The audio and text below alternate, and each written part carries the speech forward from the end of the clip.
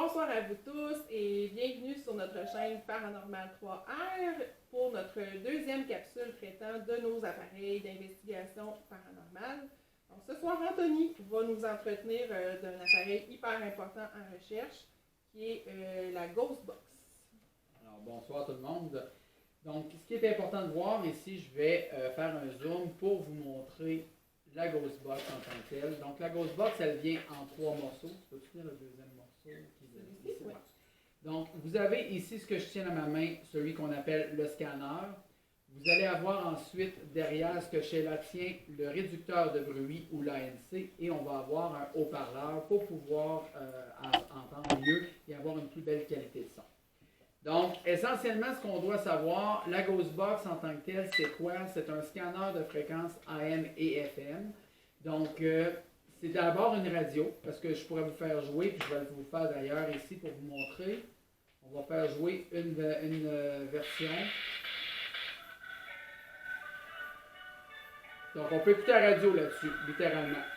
Donc, la Ghost Box, en fait, c'est pas juste une radio, c'est un scanner. Donc, lui, ce qu'on lui demande comme appareil, c'est de faire un balayage ou un sweep. Les vitesses que ça peut aller, ça va de 100 millisecondes à 300 millisecondes. Donc, si on prend une vitesse de 100 millisecondes, ça veut dire que dans une seconde, la Ghost Box va sweeper, va balayer 10 fréquences. 150, ça va être à peu près 7-8 fréquences et ainsi de suite. Alors, écoutez, inutile de vous spécifier que ceci n'est pas une entité.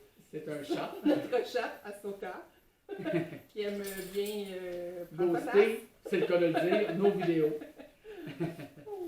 Donc, exactement. Donc, c'est au niveau d'un sweep ici. Puis si je vous ramène à la vidéo sur la Belgo, on s'est amusé à faire l'exercice quand on a reçu la phrase « I am the chief man, I work here ». C'était environ 7-8 changements de fréquence de radio sur toutes ces deux phrases-là. Donc, ce qui est important de savoir, c'est que les réponses qu'on reçoit sur la Ghost Box, c'est pas l'entité qui choisit un mot sur une fréquence puis qui fait comme une espèce de casse-tête. C'est qu'elle va parler derrière le bruit blanc, les bruits qu'on entend sur la Ghost Box. Et le même principe que les enregistreurs de PVE, on va avoir des phrases, des mots qui vont se faire, même des phrases complètes. On a eu 2 à la Belgo, I am the chief man, I work here.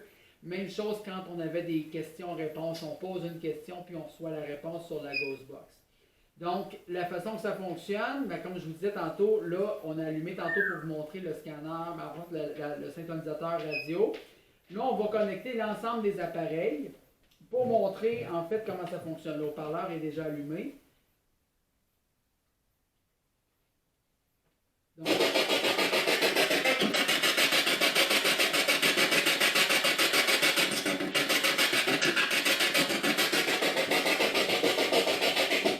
Donc, fin de la démonstration. Ça, c'était un balayage à 150 millisecondes. C'est ce qu'on a utilisé à la Belgo pour avoir nos réponses. Donc, ça veut dire qu'à toutes les 150 millisecondes, on a un changement de station. Vous avez remarqué qu'on n'entend rien à part le tch ou quelques mots des fois qu'on va pogner ici et là sur des stations de radio. Ce qui est important de savoir, c'est que la Ghost Box tout seul, sans enquêteur paranormal qui pose de questions, ça vaut rien, en ce sens que une entité ne se mettra pas à parler sur une Ghost Box pour le fun. Donc, c'est vraiment quand on va poser une question, puis qu'il y a une présence qui est intelligente ou résiduelle avec nous, on va avoir des réponses. Plus souvent sur la Ghost Box, on va parler de réponses intelligentes parce qu'ils vont avoir une réponse à une question, même si ce n'est pas nécessairement directement en lien. On peut entendre, par exemple, « Aidez-moi ». Puis on vient de poser une question, mettons, dans quel lieu nous trouvons-nous? Puis on va entendre « Aidez-moi ».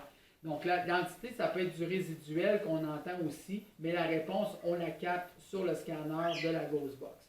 La Ghost Box, vous allez voir, là on n'en a pas présentement dans notre arsenal, mais ça va être aussi un outil de base pour concevoir ce qu'on appelle un portail. Dès qu'on aura un portail, on va vous montrer en détail comment ça fonctionne. C'est encore plus fort qu'une Ghost Box. Et c'est très, très prisé là, du côté des investigateurs paranormaux. En attendant, Anthony, peux-tu nous expliquer pourquoi on ne fait pas de démonstration ce soir? Tout à fait, question extrêmement pertinente. Donc, comme je vous disais, si on ne pose pas de questions, en fait, les entités ne répondront pas avec nous. L'idée, c'est que là, actuellement, on est dans notre domicile et le fait de poser une question, s'adresser à une entité, c'est comme si on prenait un board de Ouija. Donc, on essaie d'entrer en communication. Puis là, je ne suis pas en train de parler de bonne ou de mauvaise communication. On parle simplement d'initier une communication. C'est comme si on croisait quelqu'un à l'arrêt d'autobus puis lui dire salut. Bien, la personne, à moins qu'elle soit sourde ou qu'elle est concentrée sur d'autres choses, elle va se revirer de bord et elle va vous donner une réponse. Donc, action, réaction. Même chose avec les entités. On ne veut pas, nous, comme investigateurs, autant qu'on est le paranormal, on ne veut pas avoir ce type de réaction-là chez nous.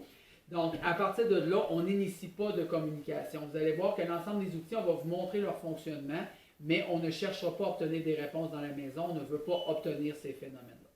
Par contre, n'hésitez pas, Anthony l'a mentionné à quelques reprises, on vous invite vraiment à aller visionner nos films sur notre chaîne YouTube au nom de Paranormal 3R et dans lesquels vous allez voir là, en action la Ghostbox. Je pense que c'est dans chacun de nos films jusqu'à maintenant. Hein? Oui, c'est un outil incontournable comme les enregistreurs EVP. Donc, on essaie toujours d'utiliser le maximum d'outils de notre arsenal, justement, parce qu'on ne le répétera jamais assez souvent, le paranormal est une science d'élimination.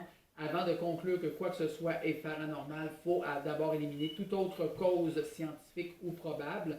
Et le plus possible, si on est capable de capter une manifestation avec plusieurs outils simultanément. Et là, vous voyez la manifestation du berger allemand de la maison, chez nous. Qui venait ghoster lui à son tour la vidéo. Donc, on a eu beaucoup de visites en espérant que vous avez apprécié cette deuxième capsule. On vous revient très bientôt avec une troisième capsule pour un autre outil avec Paranormal 3R. Merci d'être là avec nous. Merci. Une belle soirée. N'oubliez pas de commenter, liker, dites-nous ce que vous en pensez. Bye. Bonne soirée, bye bye.